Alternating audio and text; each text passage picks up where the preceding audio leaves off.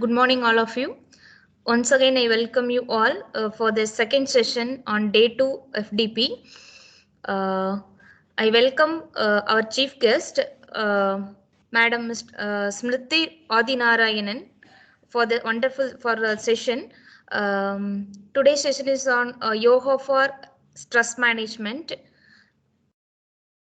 I welcome Madam Nandini to introduce our chief guest. Good Nandini, morning. ma'am? Yes, ma'am. Yes. Good morning to one and all. I take this opportunity on behalf of IT Department, SNS College of Technology, to welcome our chief guest, Mrs. Smriti Rekha Adi Narayanan. She is the co-founder of Dharma Gurukulam and Anadi Foundation, which is located in Palani. She was formerly an educator and cognitive science researcher at Create Labs and a faculty member of the CSE department at Amrita University. She has an MS in Information Systems from University at Buffalo, USA, and Amrita University as well. Before moving to Amrita University, she was with Infosys Technologies Bangalore. With a rich experience in teaching and research, Smriti has inspired several teachers and students through her insights on the teaching and learning process.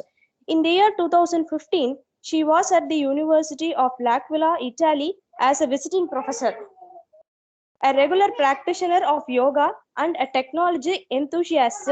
She blends meditation, technology, humor, and stories in her all sessions. She devotes her energies in designing the various initiatives and programs of Anadi Foundation. I welcome you on behalf of IT Department, SNS College of Technology, ma'am. Over to you. Thank you, Nandini ma'am. Now I kindly request our chief guest, Madam Smriti, to take over the session. Good morning, all of you. And it's a pleasure to be speaking to you on this forum. I thank the CSE, the department hosting here, for inviting me to be part of this event. And I definitely believe that these FDPs are, given the pandemic times, these FDPs are very meaningful because even if we are not able to meet in the physical space, we are at least able to meet virtually, share ideas and thoughts, and also be able to explore solutions to problems that we are facing. So today's topic is yoga for stress-free living. So I thought I'll touch upon a few aspects from your theory of yoga, a little bit about practice, and a little bit from the sciences as well, so that we understand what stress is and then we are able to handle it better. So just to uh, you know, just to have a conversation on this, since all of you are here, uh, can you share some of the challenges that you face as faculty members? If you can share it in the chat box, then we can take it forward from there. What kind of challenges do you face as faculty members?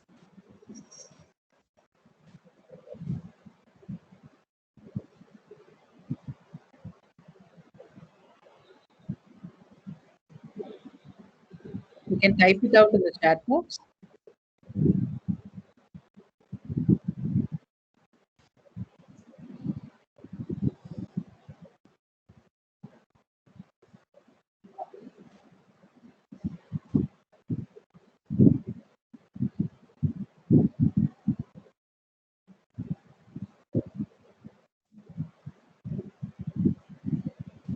So you two are like college students. You know, whenever a question is asked in an online class, none of the students actually respond to either in the chat box or in the audio. But nevertheless, let me just continue my session.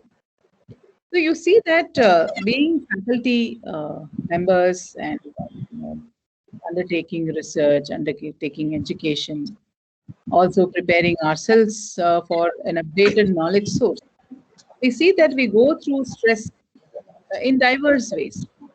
One thing is that we feel a lot of physical strain now that we're handling a class online.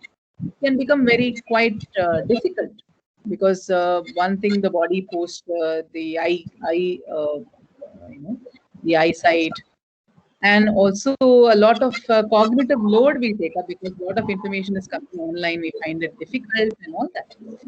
So we see that as faculty members, we do face a lot of stress in our day-to-day life. I request the participants to mute your mics because there is some disturbance here. Yeah, thank you. So that is what we're going to look at. So we're going to look at what is yoga and how yoga can help in a stress-free living process. In the meantime, if you would like to share something from your own experience or understanding as faculty members or somebody who has practiced yoga, then I think it will become a more interactive and an interesting session. Let me share my screen here.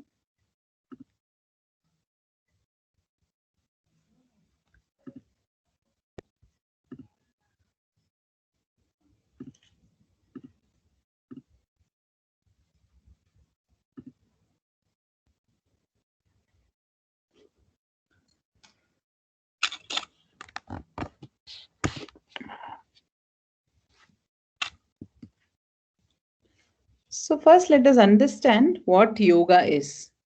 There are three good definitions of yoga that are found in Yoga Sutra of Patanjali and Bhagavad Gita. One definition is Yogas Chitta Vritti Nirodha, Samatvam Yoga Uchyate, and Yoga Karmasu Kaushal. These are three definitions. Don't worry if you are not exposed to Sanskritam. So yoga, according to the Yoga Sutra of Patanjali, is the stoppage or removal of the vrittis. Okay. And the Bhagavad Gita talks about yoga as samatvam, having an equal approach. That is, whether it is a sad situation or a happy situation, whether it is hot or cold, or whatever diversity is, it is having a very harmonious and equal experience of everything is called yoga. The third definition that says that yoga karmasu kaushalam, excellence in karma is yoga. Whatever we take up, excelling in that. Suppose you're a faculty member, new to teaching, then understanding the nuances of teaching, understanding the complexities of teaching, you put in a lot of effort and then you excel as a teacher. You become a very good teacher. So that is called yoga because you have put in that effort to break your limitations and be an excellent person. So that is, or suppose you're doing research, then understanding research, dedicating time to research, focusing on research, you start excelling in research. So that is called yoga karmasu kaushal. So what are some of the benefits of yogic practices? So yogasanas balance the body and the mind. They massage the internal organs and they regulate the various functions of the body and mind. And they tone the nerves and muscles and by releasing tension and stress. They boost immunity and decrease the stress, the chief cause of most diseases. And there are so many of the diseases that happen in the body occur due to some kind of a blockage, which is initially manifesting as stiffness, but eventually becomes a very complex thing. And hence, this lifestyle has to be taken care of, and yoga to some extent helps in relieving this energy blockage. And yoga asanas remove energy blockage and allow the energy to flow freely throughout the body. So there are a couple of differences from the exercises that you do and yogic practices. The exercises that we do make us very active in a sense. They increase the heartbeat, they make us sweat, the pulse is going up and all that. Whereas if you look at yoga practices, be it asana or breathing practice, whatever it is, it basically calms down the system. So we don't sweat during a yoga session because it's not like workout. We become very calm, relaxed, and our heartbeat is in a very, very gentle manner. The heart is beating, right? So that is the difference. And in exercises, we are always taught to become very rajasic. Rajasic in the sense very aggressive, fast, rapid. Whereas in yogic practices, we will become more sattvic, we become more gentle, cool, and relaxed and calm. So these are some of the differences between exercises and exercises like, say, for example, brisk walking, or you go to the gym or whatever it is. Okay. So that is why many people, especially after, say 50 years of age or whatever, they advise that you take up gentle yogic practices so that the muscles are toned and then they become relaxed. In normal exercises, when we do, say, we go to the gym or we do running or walking, the muscles become quite stiff. And that stiffness of the muscles can be reduced when we take up yogic practices. So they massage the internal organs, they balance the body and mind. So to understand, though it will look like a biology class for some time, but I feel that as faculty members, if you develop knowledge about this, then it builds better conviction to take up yogic practices. And it also you'll be able to better connect with your students when you take courses. Maybe you can include a small set of yogic practices right in the beginning of the class.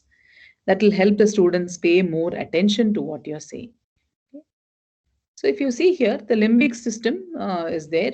If you look at the brain, you have the hypothalamus, pituitary gland, amygdala, and hippocampus. So emotions such as fear, aggression, hunger, and personal memories, all these are formed because of the limbic system.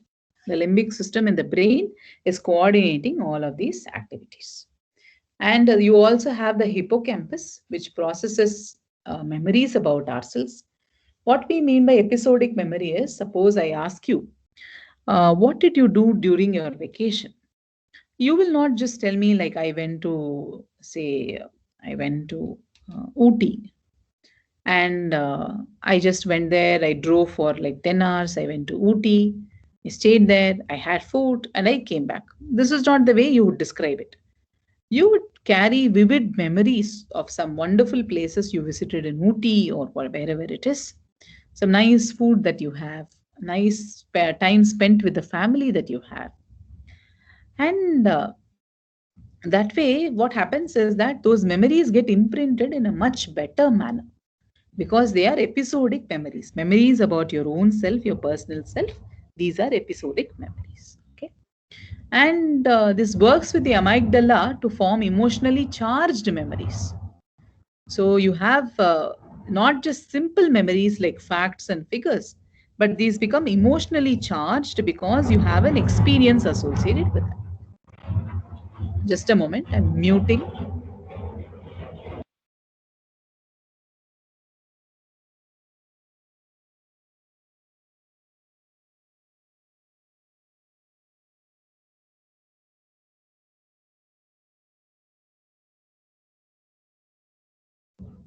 Yeah, sorry, there was a vehicle passing by.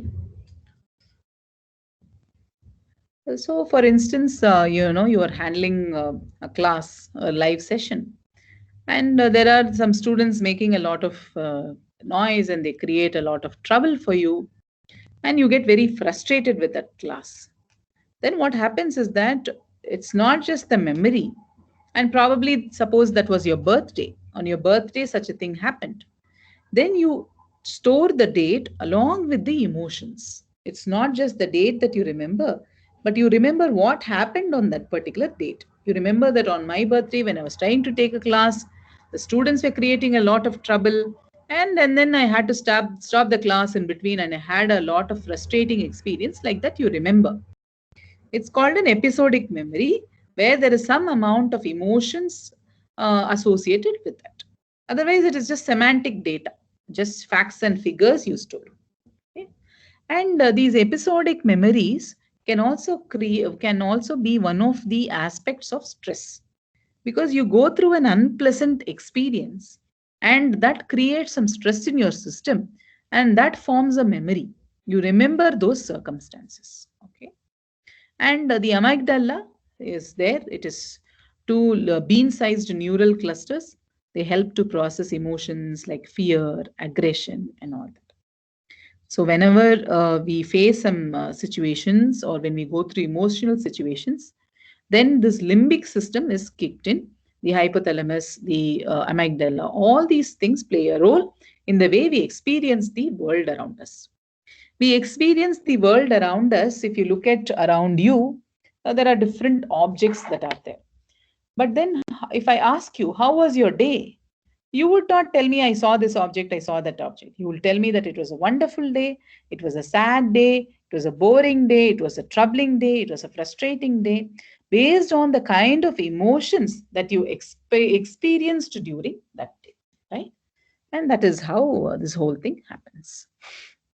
And that is why the brain plays such a huge and important role in the whole process of stress. So, how does stress affect us? It's very important to understand this part. Without understanding anything, it's difficult to manage something. You all must have heard about this escape velocity. The escape velocity is the velocity that a vehicle needs in order to escape the gravitational field of the earth. The gravitation pull, anything you throw up, it will always come down because of the gravitational pull. But if a rocket has to escape the gravity of the earth, then what is the speed at which it has to travel? That is called escape velocity. So only by understanding escape velocity, one is able to escape from the earth's field. So only by understanding stress can one be able to handle it or escape it or manage it or not allow it to occur. That is, avoid it in the first place. So that is why we are looking at what exactly is stress, what it does to the body and the mind, and how can yoga practices help. So the balance of the body is brought about by two nervous systems in our body. One is called the sympathetic nervous system. The other one is called the parasympathetic nervous system. Each of these networks has interconnected nerves for communication from brain to organs and passing on neurotransmitters.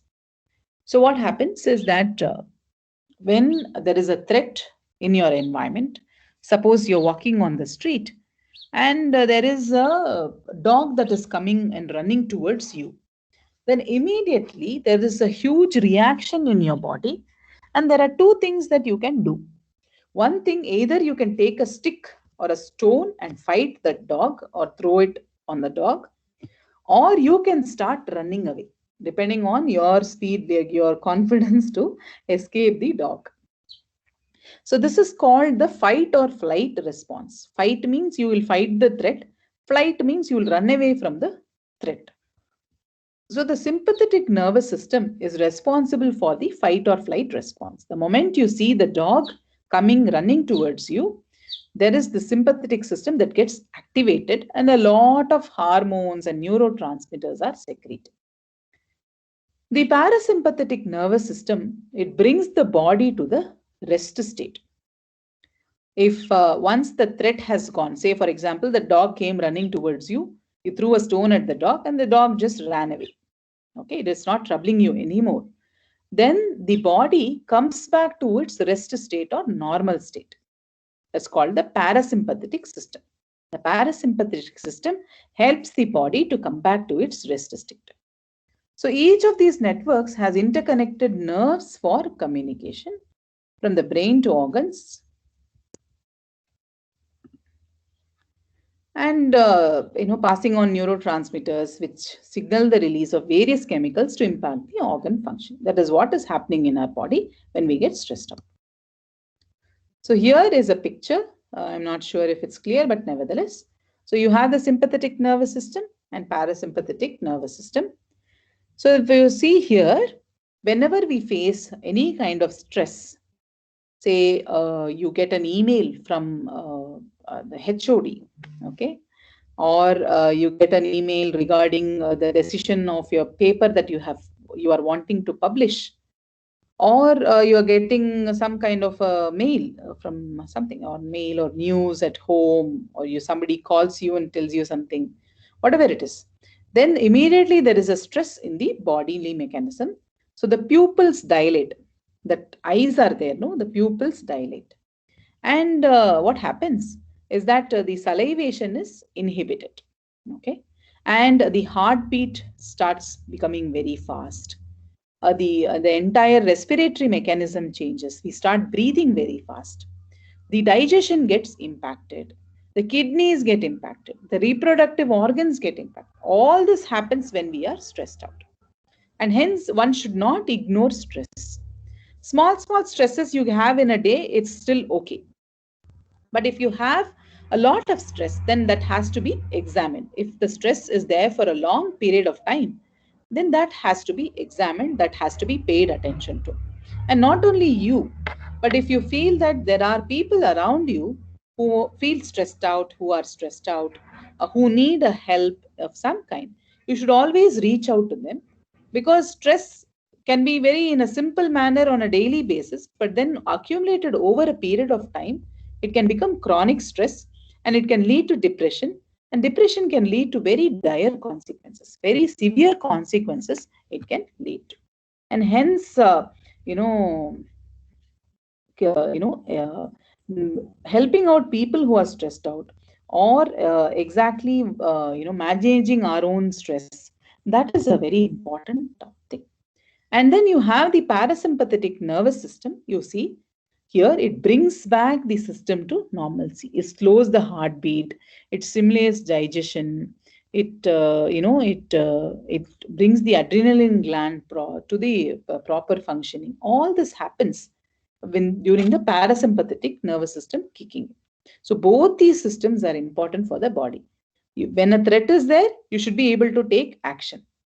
For example, if there is a dog coming towards you, you should be able to actionate on it. You should not just freeze there and stand. Okay, for that the sympathetic nervous system is required. But once the dog goes away, you should be able to be calm and relaxed. Otherwise, what happens is that the stress of the dog can last for a very, very long time, and the whole day we will be like, feeling troubled or stressed out or frustrated or depressed or whatever it is. And hence, relieving stress as and when it is accumulated is an important aspect. And that is where yogic practices help. So here I've just highlighted the process. There is stress, there is amygdala, it signals the hypothalamus, then goes the sympathetic nervous system, then adrenaline is released.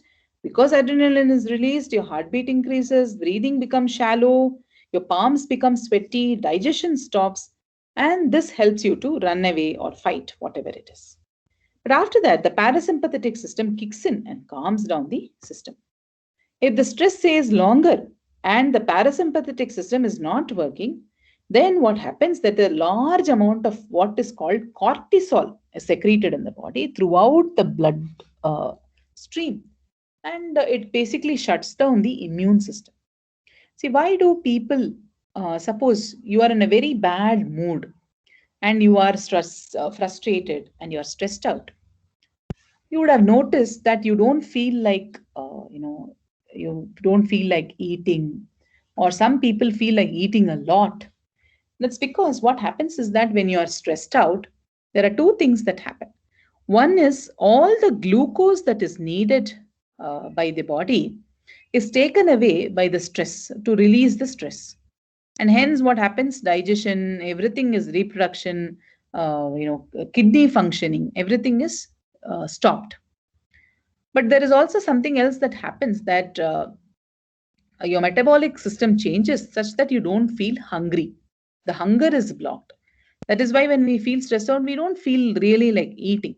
Some of us feel like eating a lot. So both these reactions can happen. So when people are stressed out, they do a blood cortisol level test. If the blood cortisol level is high, it means that they are highly stressed out, and this can lead to even chronic stress at some point in time. So if you feel that when you wake up in the morning, your face is puffy, your eyes are not bright, you feel tired all the time, you feel sleepy all the time, then you should definitely look at whether you're being stressed out because of something. Okay.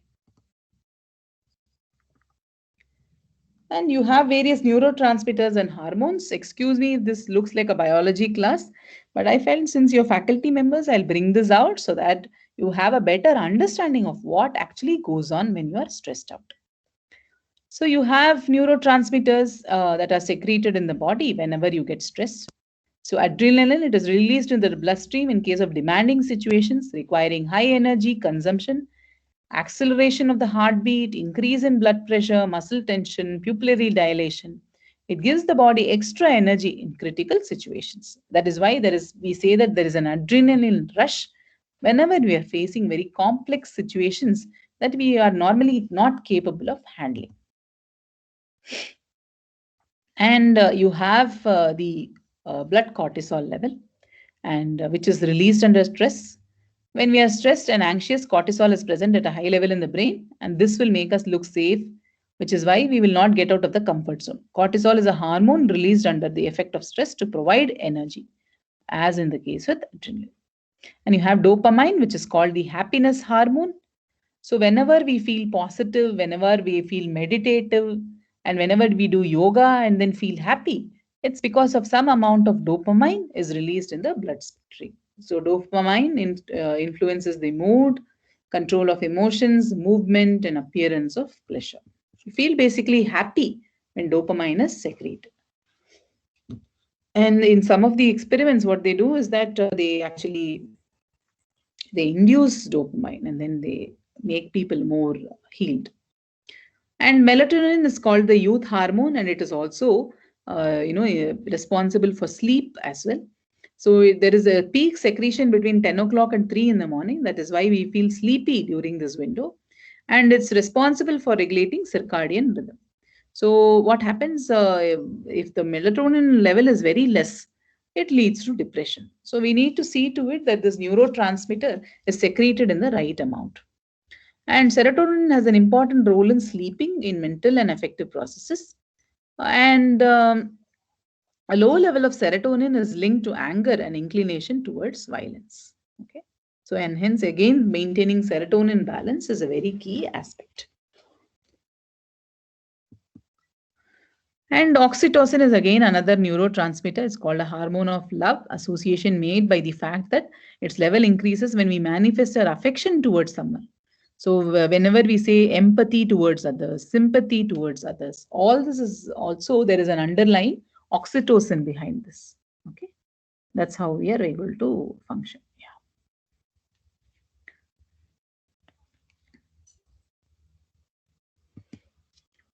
And there is also this GABA, gamma aminobutyric acid. I'll just skip this part. Okay. Yoga helps to increase the GABA levels, thereby reducing depression and other symptoms. Okay. So there's always this problem of stress. It often affects women more than men for whatever reason, because it could be because of hormones, the way the body is designed, and the circumstances that women are in terms of the working environment or the home environment. And in women, it impacts, generally it impacts the cardiovascular health, but in women, the reproductive health is impacted. Whenever we feel stressed out, then the reproductive organs are very much affected by this. And because of which, over a period of time, people become infertile or they have problems with, when the child is in the womb. All these problems occur. And hence, attending to stress is a very, very important thing. So too much sympathetic activity, too much glucocorticoids, and that can change the hormonal activity. And because of chronic stress, women develop something called rheumatoid arthritis. Not just women, it happens to everybody, but predominantly women. So because of this arthritis, they find it difficult to walk, stand for a long period of time. Their limbs start aching. Their legs starts paining. Once they grow old, then they also get osteoporosis and such problems. That's because during young age they feel stressed out. They don't attend to the stress. The stress accumulates in the body, and then they start finding it difficult. So, how does yoga help in these practices? In these hormones, ensures proper secretion of neurotransmitters. It maintains blood cortisol levels. It increases the GABA levels. And meditation helps alpha and theta waves extremely relaxed states. Yoga leads to more of a growth factor called brain-derived neuro factor, which helps neurons survive longer encourage the growth of new neurons, and help in long-term memory. The impact of yoga is not just in the brain, though, it's throughout the entire system there is impact. But nevertheless, it helps to reduce many of these factors and ensure that the optimum function of the body and the mind happens. And the hormones are released in the right amount that much is needed by the body. Again, yoga and metabolism. When we inhale, blood goes into the heart and lungs to help them function. Baroreceptors sense the increased pressure and responds by signaling to so you can just look at the heart mechanism. To each exhale, your heart is slightly more relaxed and increased parasympathetic activity. Okay, so you would see that the yogic practices, especially breathing practices, when we exhale more, then the parasympathetic system is kicked in, and hence that is why after a pranayama session, we feel very relaxed. Now let's try a small experiment. Maybe you can close your eyes.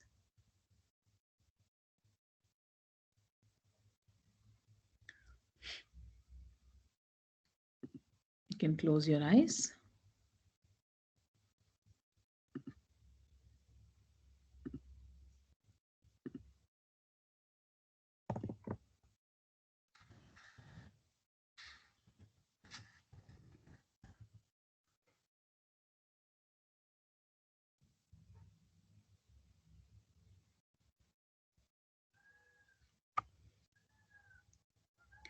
And when I say start, you start counting the number of breaths you take. How many inhalation, how many exhalation, right? Inhalation and exhalation is one breath. So how many breaths you actually intake? When I say stop, you should stop the counting. Okay. Start.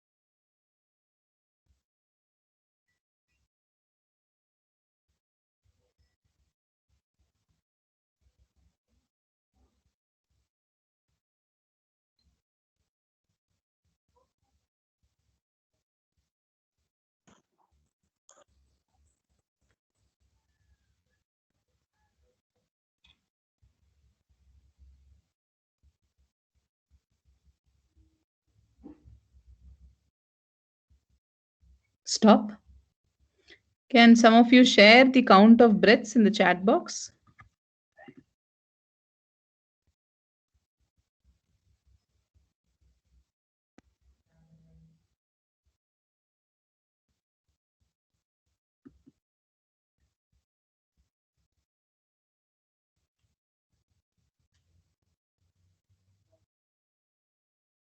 $30. Okay.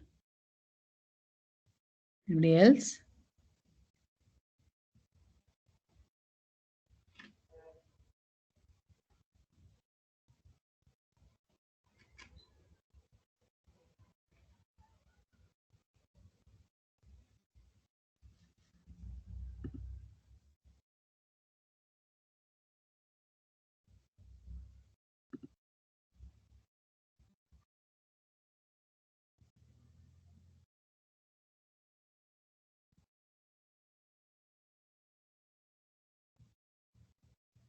It's very surprising. I always thought students are the ones who don't respond to online sessions, but looks like very different picture here.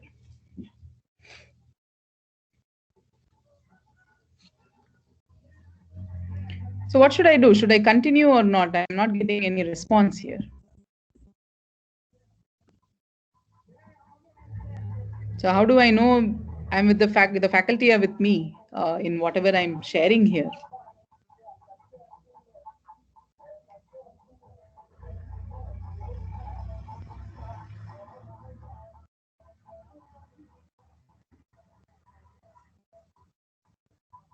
Yes, ma'am, we are here.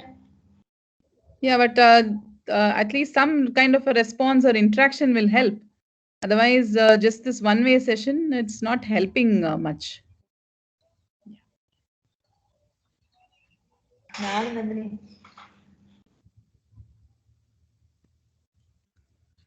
Yeah, so we'll come to the practice in a short while. Before that, I wanted to share something here.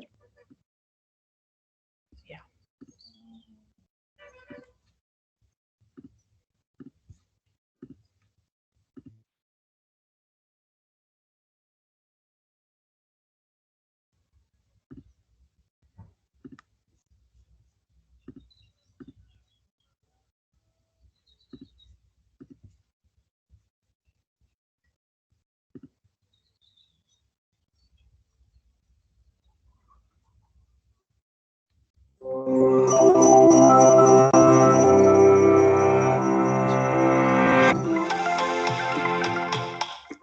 Cramming for a test? Trying to get more done than you have time to do? Stress is a feeling we all experience when we are challenged or overwhelmed. But more than just an emotion, stress is a hardwired physical response that travels throughout your entire body. In the short term, stress can be advantageous, but when activated too often or too long, your primitive fight or flight stress response not only changes your brain, but also damages many of the other organs and cells throughout your body. Your adrenal gland releases the stress hormones cortisol, epinephrine, also known as adrenaline, and norepinephrine. As these hormones travel through your bloodstream, they easily reach your blood vessels and heart. Adrenaline causes your heart to beat faster and raises your blood pressure, over time causing hypertension. Cortisol can also cause the endothelium, or inner lining of blood vessels, to not function normally. Scientists now know that this is an early step in triggering the process of atherosclerosis, or cholesterol plaque buildup in your arteries. Together, these changes increase your chances of a heart attack or stroke. When your brain senses stress, it activates your autonomic nervous system. Through this network of nerve connections, your big brain communicates stress to your enteric or intestinal nervous system.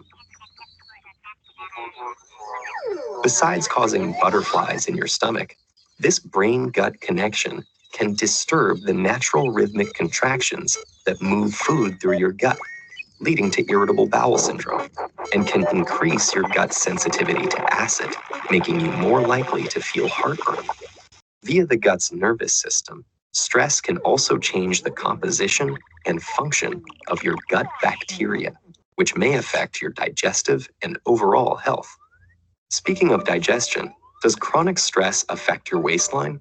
Well, yes. Cortisol can increase your appetite. It tells your body to replenish your energy stores with energy-dense foods and carbs, causing you to crave comfort foods. High levels of cortisol can also cause you to put on those extra calories as visceral or deep belly fat. This type of fat doesn't just make it harder to button your pants. It is an organ that actively releases hormones and immune system chemicals called cytokines that can increase your risk of developing chronic diseases such as heart disease and insulin resistance. Meanwhile, stress hormones affect immune cells in a variety of ways. Initially, they help prepare to fight invaders and heal after injury, but chronic stress can dampen the function of some immune cells, make you more susceptible to infections, and slow the rate you heal. Want to live a long life? You may have to curb your chronic stress. That's because it has even been associated with shortened telomeres, the shoelace tip ends of chromosomes that measure a cell's age. Telomeres cap chromosomes to allow DNA to get copied every time a cell divides without damaging the cell's genetic code. And they shorten with each cell division. When telomeres become too short, a cell can no longer divide, and it dies. As if all that weren't enough, chronic stress has even more ways it can sabotage your health, including acne, hair loss, sexual dysfunction, headaches, muscle tension, difficulty concentrating, fatigue, and irritability. So, what does all this mean for you? Your life will always be filled with stressful situations, but what matters to your brain and entire body is how you respond to that stress.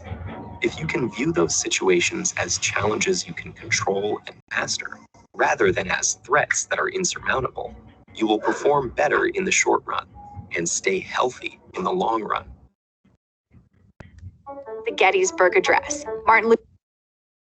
So you see that stress has different kinds of impact on the body.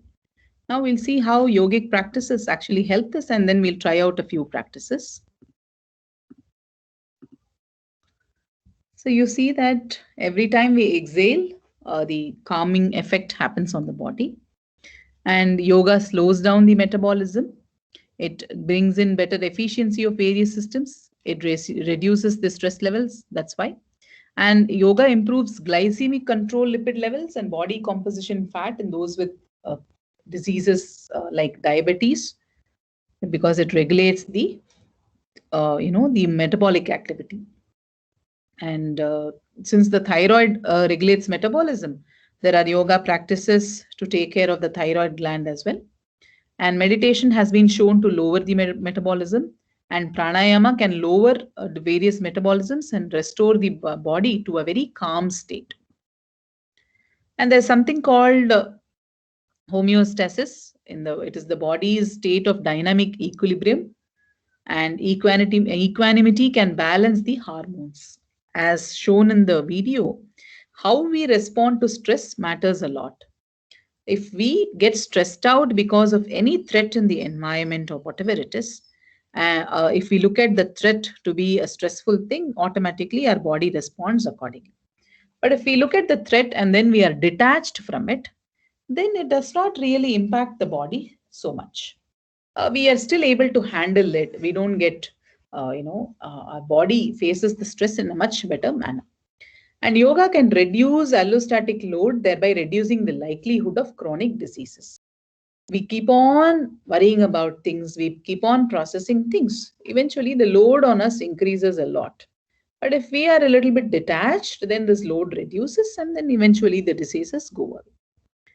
So if you look at the diagram, it talks about the entire cycle of how homeostasis happens. So glands release more hormone into the blood, rising blood levels of the hormones are detected. Hormone production is turned down. Again, there is a hormone increases. It's a cycle that is happening. Whenever there is a rise in something, there is something else that is there to reduce it. Okay, so that always it will be in a balanced condition, and that is brought about by yoga practices. That is what the literature says. Okay, so what we'll do right now is we'll try out some practices, and after that we'll take up some questions. Okay, so what you do right now is you can keep your eyes closed. Sit with your palms facing upwards on your thigh.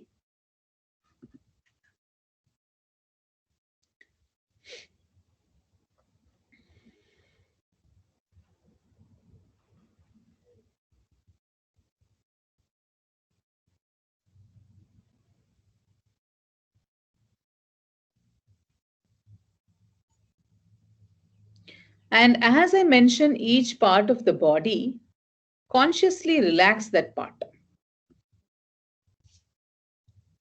Even if you feel a little sleepy, it is okay. It's the afternoon, so it's natural to feel a little tired because of the day. So even if you feel sleepy during the practice, it's okay. So please close your eyes, and as I mention each part of the body, try to relax it consciously. Relax your toes.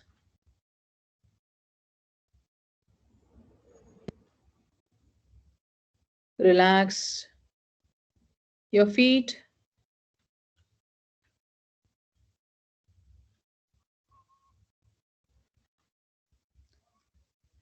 Relax your calf muscles.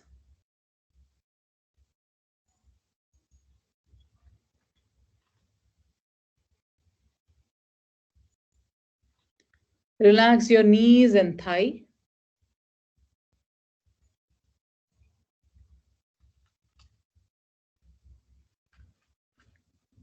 Relax your shoulder.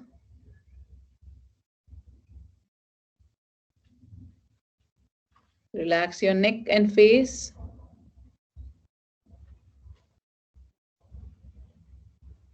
Relax your entire body.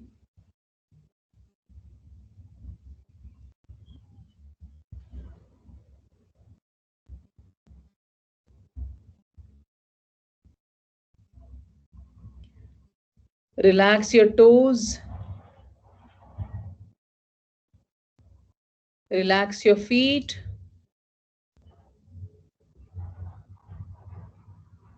Relax your calf muscles. Relax your knee. Relax your thigh and abdomen. Relax your chest and shoulder. Relax your neck and face.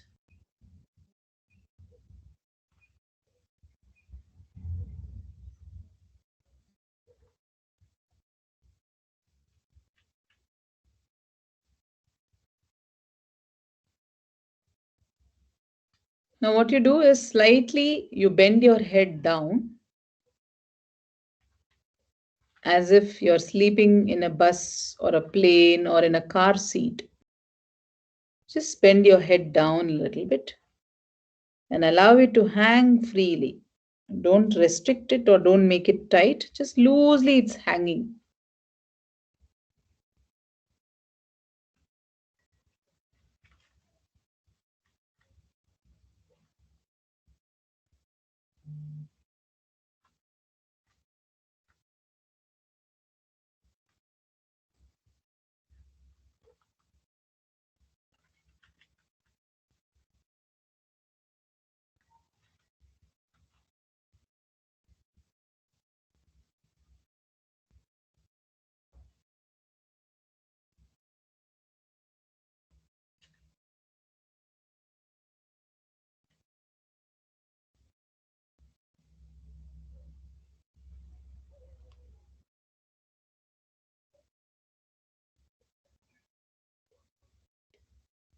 Now raise your head.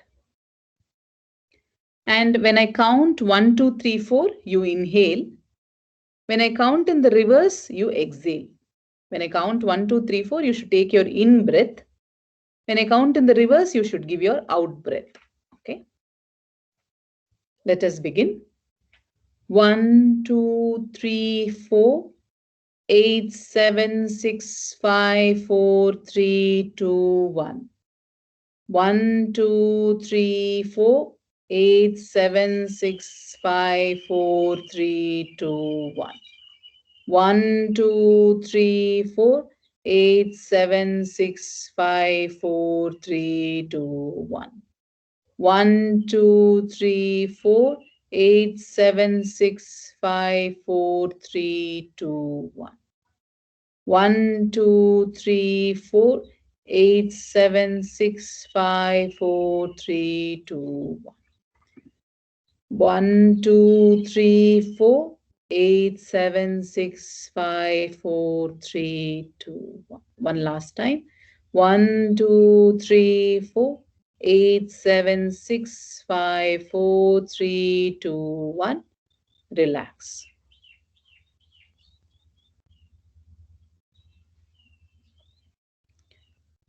Now imagine that there is a candle in front of you. Now exhale forcefully and blow out that candle. Like this. Blow out that candle 2 times.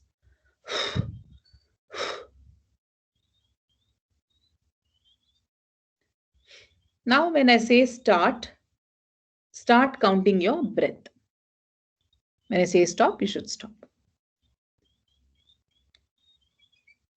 Start.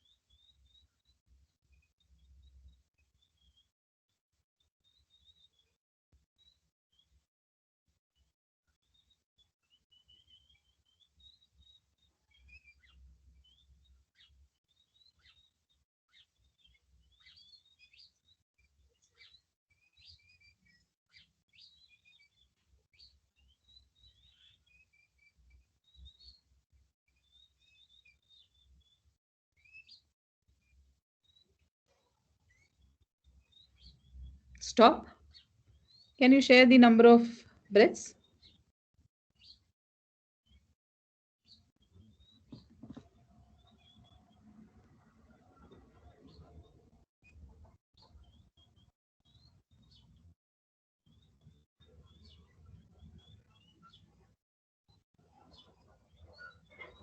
$24.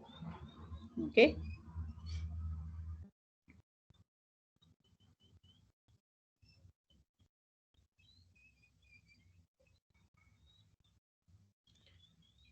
So you would have seen that the number of breaths actually reduced to a very significant amount. And you would have also noticed that that 1 minute seemed to have passed a little fast, right? So that way, you see that yogic practices actually help a lot in calming down the body.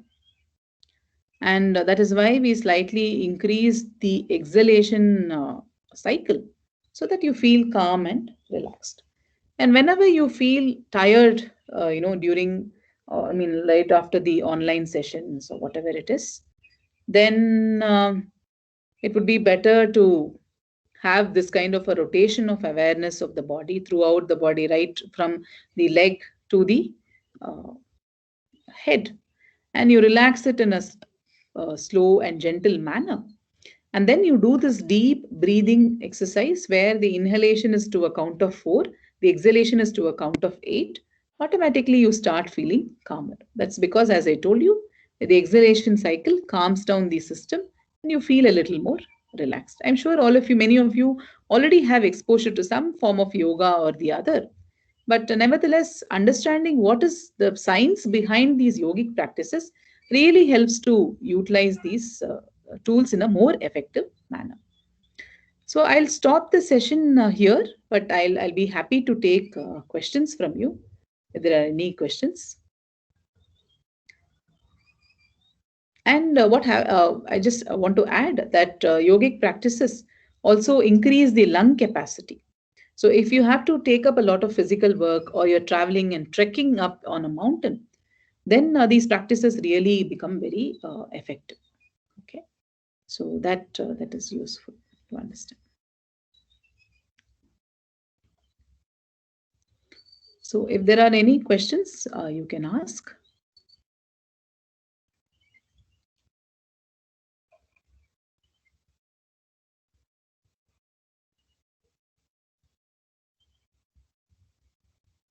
So participant, kindly post your questions in chat box or you can ask the questions directly.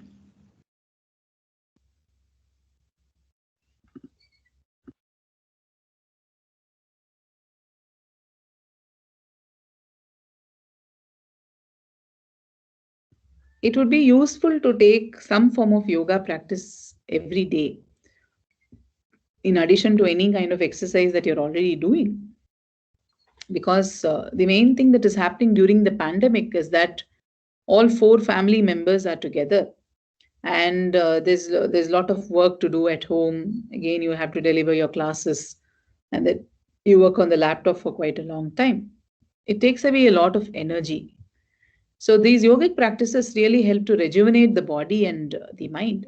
And hence, allocating at least about 10-15 minutes or 20 minutes in the morning is really helpful. So I would suggest that everybody takes up a yoga practice every day. So if there are no further questions, we can conclude the session here. Thank you for the opportunity.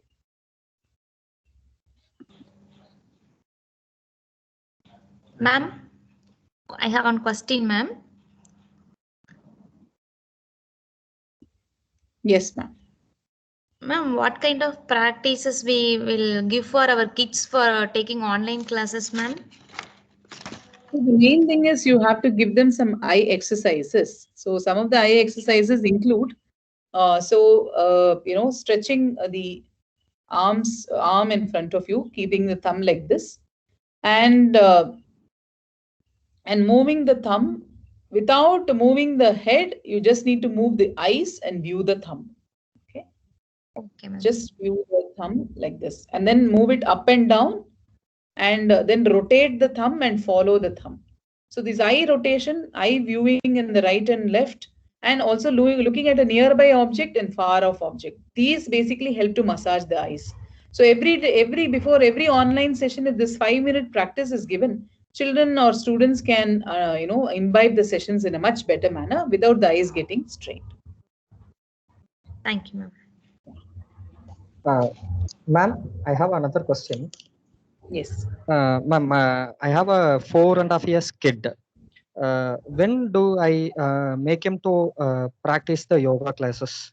I wish to adopt in yoga classes, but I don't know the age limit. I got various inputs. That's why. So usually they say that to learn practices like Surya Namaskar, the age 8 and upwards will be appropriate. So if the child is only 4.5 years old, you can always introduce them to nice flexible practices so that their body becomes very flexible. Already they would be trying out some practices which resemble yoga practices. So slowly you can train them. But around the age of 6, I think you can introduce them to some concrete practices. But Surya Namaskar kind or Pranayama can all be introduced much later. Pranayama can come even after, like, say, 10, 11 years of age. But all physical exercises to do with bending the body, gaining some flexibility, all that can be done even right from 5.5, 6 years of age. Okay, ma'am. Yeah, can we tell him to practice eye massage? What you suggest now? Yeah, eye exercises and all can be done by everybody. Okay, ma'am. Thank you. You need to have as a parent, you have some object in your hand, like a stick. And when you rotate the stick, ask the child to just follow that stick. When you move the stick, ask the child to follow that with the eyes without moving the head. Then the vision becomes very, very good right from childhood. Thank you, ma'am. Thank you. That was really helpful for us. Thank you. Thank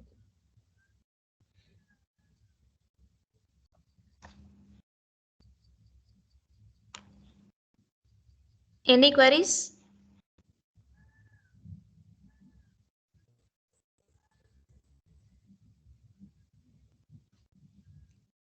Ma'am, shall we conclude the session, ma'am? Sure, ma'am. Okay, thank you, ma'am. It's a very wonderful and informative session.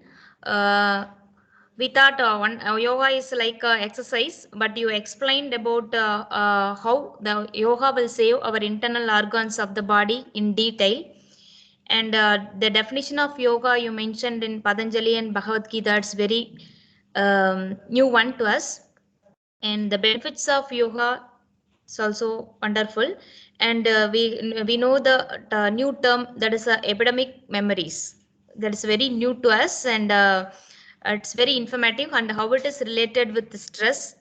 We learned it, and you gave wonderful explanation about yoga with real-time example, and then you explained kit exercises. That's very informative to us as a parents.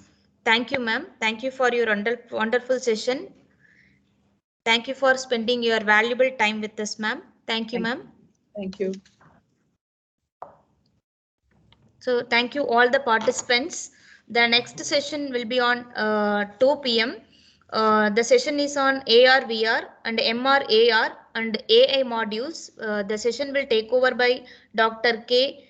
Valli Devi, Associate Professor, SSN College of Engineering. So thank you all once again.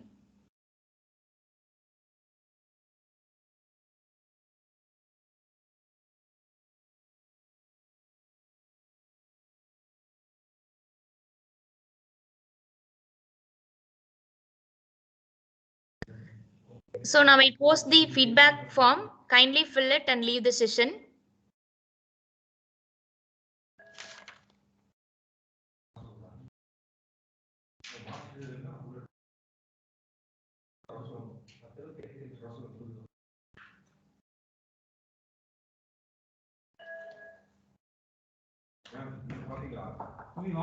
Sir, நீங்க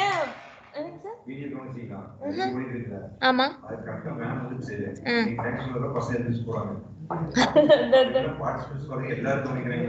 அதான் sir உங்களுக்கு அனுப்பி இருக்கிற பாருங்க, அதை எடுத்து இதுல post பண்ண முடியுமான்னு பாருங்க. நான் இதுல லிங்க் ஃபீட்பேக் லிங்க் நான் பேசிட்டே ஃபீட்பேக் லிங்க் மறந்துட்டேன்.